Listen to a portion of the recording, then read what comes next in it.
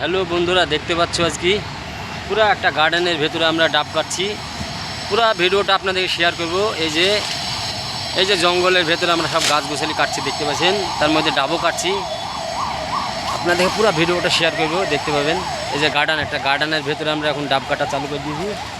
ওই যে পাতা বই লিয়ে যাচ্ছে, কাঁঠালের পাতা দেখতে পাচ্ছেন, দেখাচ্ছি। আরেও আগে ভিডিও দেখাচ্ছে আপনাদেরকে। এই যে ডাব, এখানে এই জায়গায় আমাদের ডাব এখন রাখা হয়েছে।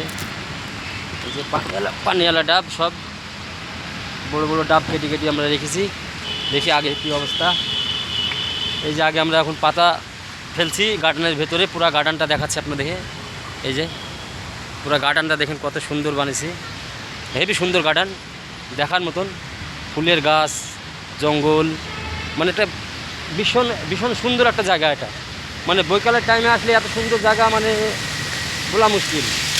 তো দেখতে পাবেন ফুলের গাছ, দেখেন কত ফুল, সুন্দর সুন্দর ফুল লাগছে। এই যে সবুজ সবুজ ফুল, এই যে লাল লাল। আবার এখানে একটা গেট আছে, বিকালে গেটটা খুলে। পুরো ভিডিও দেখা যায়, আপনাদের শেয়ার করছি আমরা কি কাজ করি।